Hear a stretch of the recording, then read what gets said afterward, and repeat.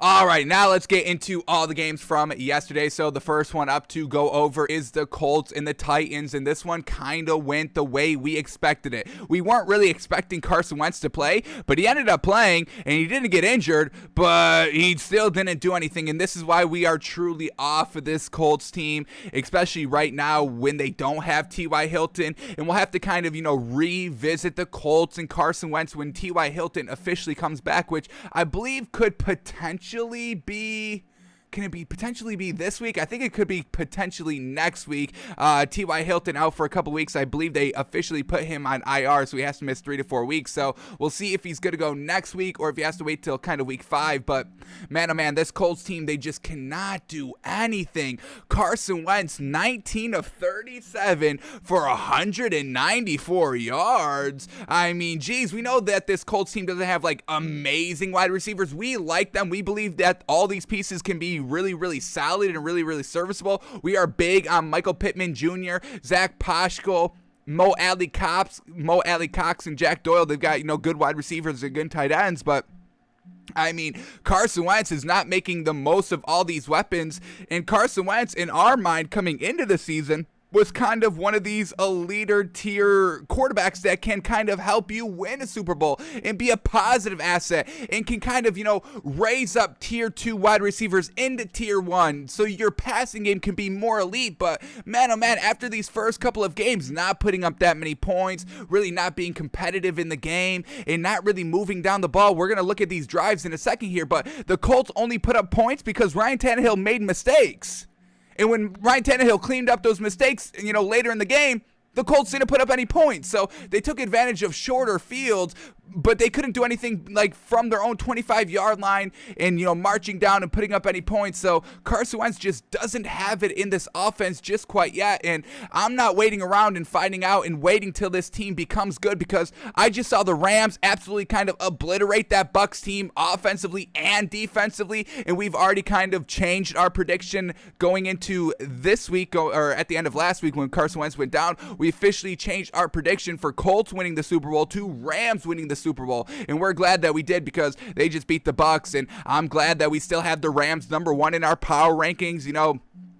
A lot of, the experts in the national sports media had the Chiefs at number 1. How'd that go? They lost to the Chargers. Patrick Mahomes fumbling the ball, throwing interceptions, womp womp, losing the game at home, womp womp. Some people had them as their number 1 teams, and then some people had the Bucs as their number 1 team. And how did that work out? Womp womp. Tom Brady loses by double digits on the road to Matthew Stafford. Womp womp. But we over here, we had the Rams number 1. Yes, sir, they win, no problem. We have the Cardinals at number 2. Yes, sir, they get down big, they get down bad, and what happens? They stick the course and they win the game. Yes, sir, that's what we're talking about, and that's why we had the Cardinals as the number 2 team still after last week, a close win that they really shouldn't have won. The Vikings just missed that field goal, but still, they were down in that game in the resilience. That's why we stayed with the Cardinals at number 2, and they just did it again, winning close games and figuring out how to win close games when you're down early in the season is a huge green flag. Moving on, they know how to win now in those close games, those close circumstances,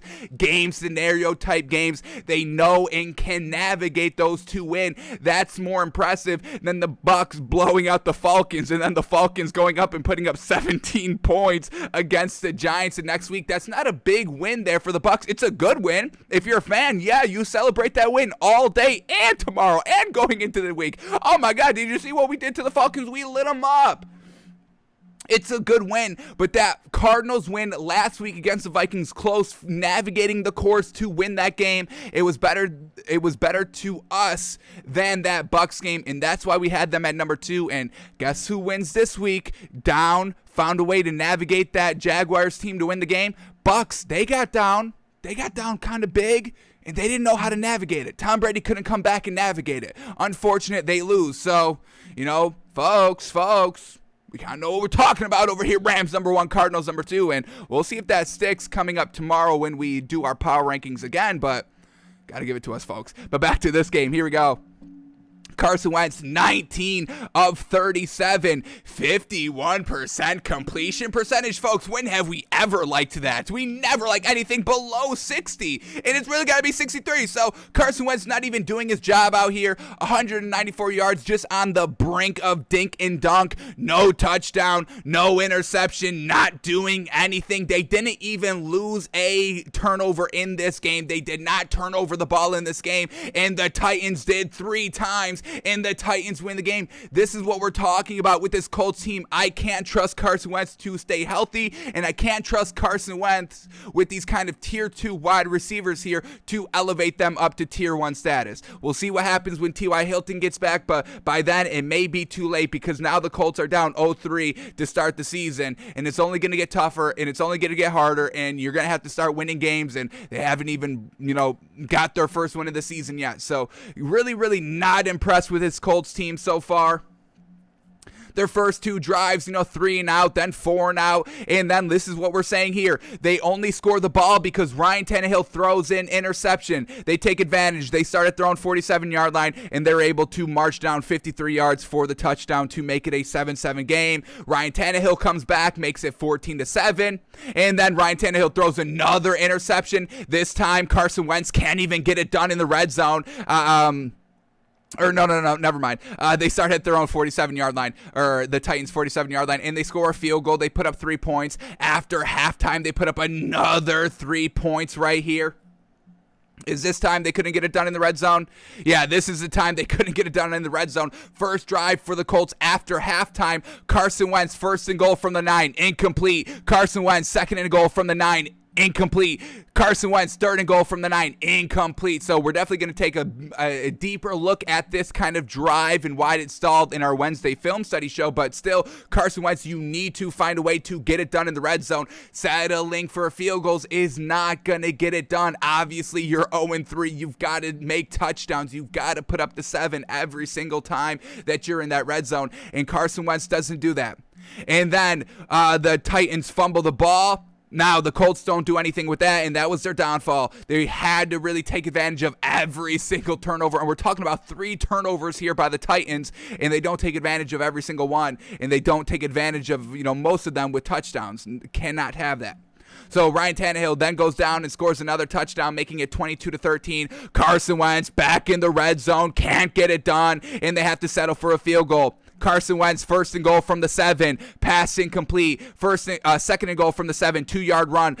Carson Wentz, third and goal from the 5, incomplete pass. They have to settle for a field goal, and then the Titans go down and put up a field goal themselves, making it a 2-score game, and then it's over at that point. There is not enough time to come back. So Carson Wentz needs to get better, needs T.Y. Hilton back as soon as possible, and they need to start scoring in the red zone. And until they do that and can do that consistently, I don't care if they do that for one game and they blow out a garbage team and they, put up 50 points, and Carson Wentz threw 7 touchdowns and no interceptions and threw 100% completion percentage for 457 yards. I wouldn't even care about that for one game. Now that you're 0-3, and I've seen consistency, not greatness here for this Colts team, they've got to prove that they can be consistently good. And until they do that, we're not rebuying this Colts team. We are very, very close to, I'll say it right now, I'm 100% off on this Colts team. We're done with this Colts team. We're done with Carson Wentz. They're not getting it done. No urgency here. They're not, I know it's a tough schedule, and this is why it's so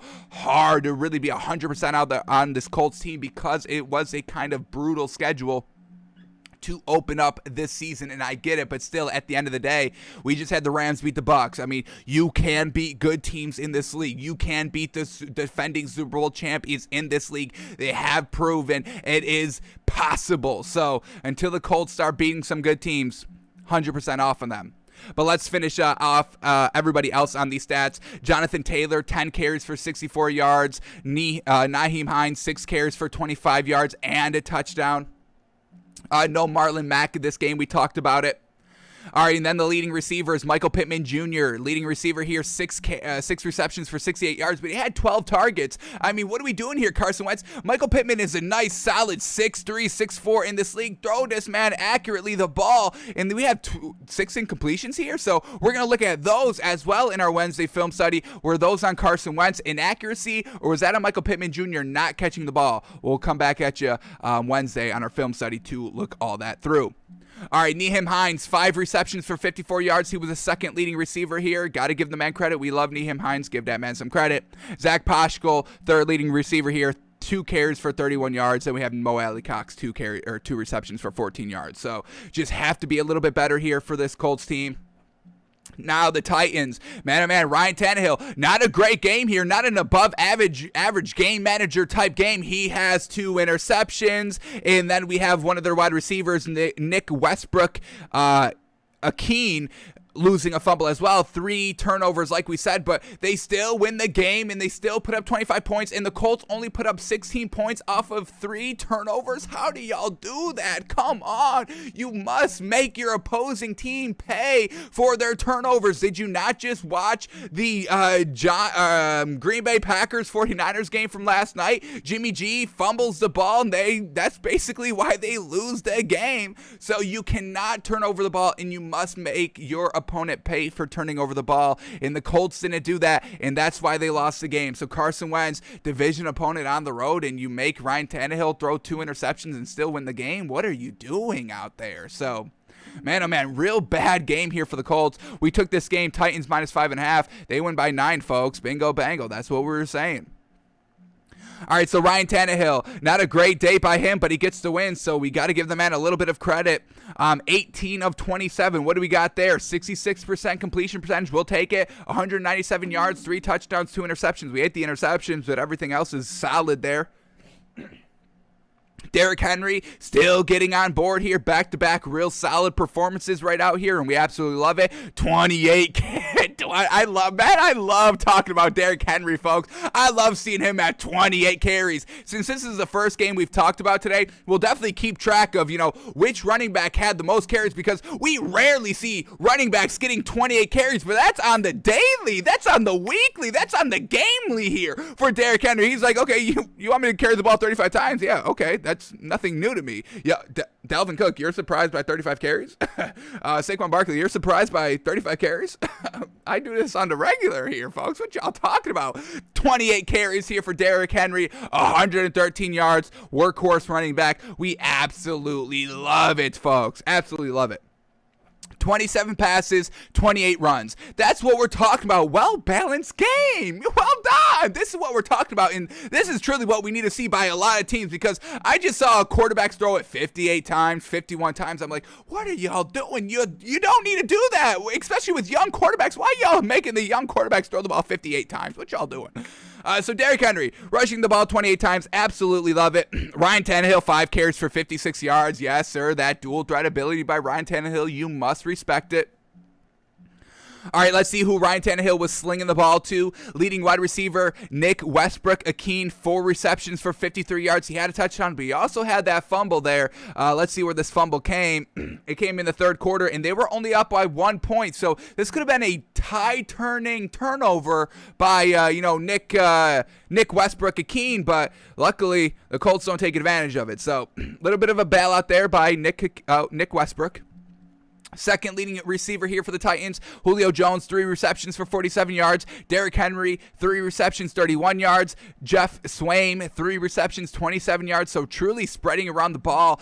No A.J. Brown really in this game. I believe he left early, so he didn't have that number 1 weapon. And then Julio Jones, I believe, kind of got, messed up in this game. I don't know if he ended up returning, but knocked out for a couple of plays. So he made it do. He made it work, and they get the win. Well done by the Titans. They win 25-16.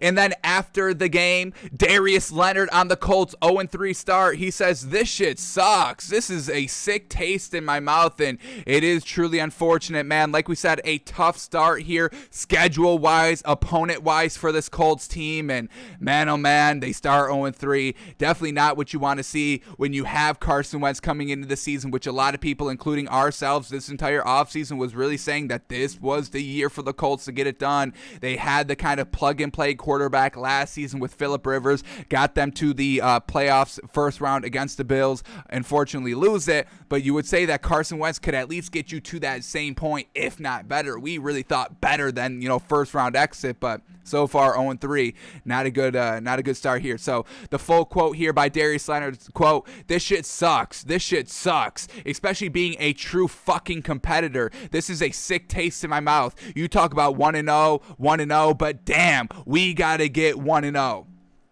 So, true competitors out here, they don't like losing, obviously, so we'll see what Darius Leonard can do to kind of be a leader, try to turn the ship around before it gets too much off course. Let's quickly see what next week holds for this Colts team. Can we expect a win, or is it another tough opponent? Are they going 4 straight tough opponents here? So next week, the Colts, they've got the Dolphins in Miami. A little bit of an easier game without Tua in this Miami offense. Drew doesn't even know what the heck they're doing, and we're going to talk about that, but defensive head coaches, that's why I'm not a big fan of having defensive-minded head coaches, because the offense struggles so mightily for the most part. I know there's always exceptions to the rule, a la Bill Belichick. I get it, folks.